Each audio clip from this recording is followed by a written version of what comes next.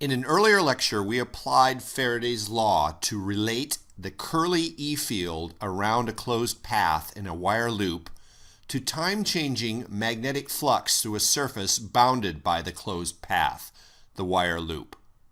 We discussed that the left-hand side of Faraday's law here, the integral around the loop, has a physical meaning. The magnitude of the integral represents an EMF, and the magnitude of the flux time derivative as well represents an EMF. And we discussed ways to compute this flux derivative for the case of a single loop. Let's consider now a different case that's related to this single loop example, the case of multiple loops connected together to form a coil.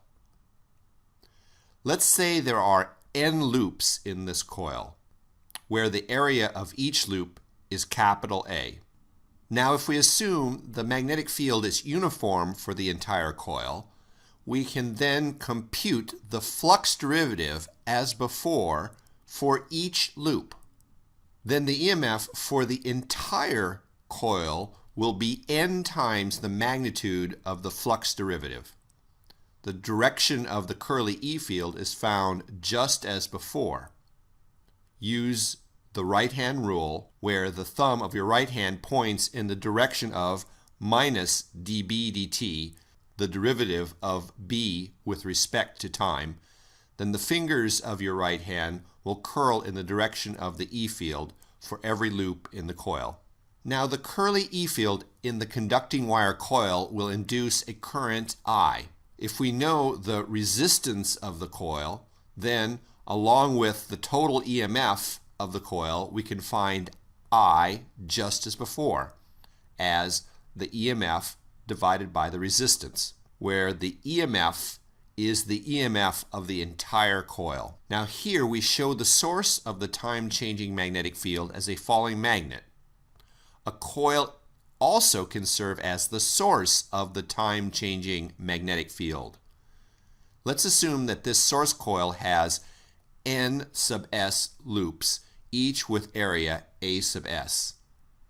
Now we can use a power supply to drive a time-varying current I sub s in the coil. This coil generates a magnetic field that's applied to a second coil of n loops with area A. The time-varying magnetic field induces a current I in the bottom coil. Let's actually put some numbers to this problem to solve for the induced current I. Let's assume the two coils are separated by a distance of 0.2 meters. The source coil at the top has n sub s equals 3,000 circular loops, each with radius 0.08 meters. The second coil at the bottom has n equals 1,500 circular loops, each with a radius of 0.05 meters. The resistance of the entire coil is 10 ohms. One more thing. The current I sub s in the source coil is changing from 0 amps to 3 amps in 4 milliseconds. Here's our approach to finding the induced current I in the bottom coil. We need to find the B field at the bottom coil due to the top coil. We'll assume the on-axis B field of the top coil is uniform over the bottom coil. Then we need to find the magnetic flux through a single loop at the bottom coil. We then can find the EMF for the entire bottom coil and finally use that to find the induced current, capital I. Recall that for a single loop, the on-axis magnetic field is that shown here, circled in red. Mu naught over 4 pi times 2 mu over r cubed, where mu is the magnitude of the magnetic dipole moment. Here, the current times the area of the loop. We can now use this result for a single loop as a source of magnetic field for the top coil.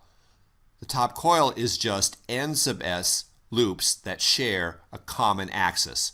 So the B field at the bottom coil due to the top coil is just N sub S times the on-axis B field of a single loop. Note D here is the separation distance between the two coils. Here, mu, the magnitude of the magnetic dipole moment, is just A sub S times the current I sub S. So we just plug that in here, and using A sub S equal to pi times R sub S squared, we end up with this final result. Now with this result for the magnetic field in hand, we can find the magnetic flux through a single loop of the bottom coil. That's just the magnetic field times the area of a single loop of the bottom coil.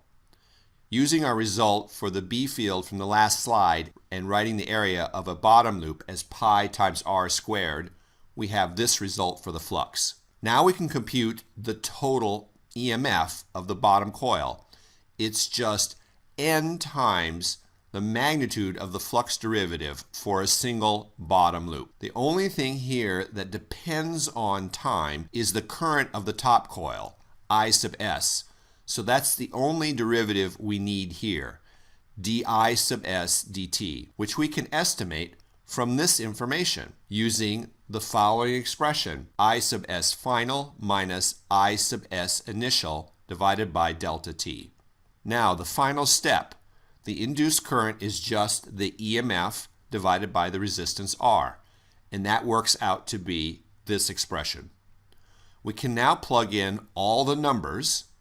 In particular, we note that I sub S final is 3 amps, I sub S initial is 0 amps, and delta t is 4 milliseconds.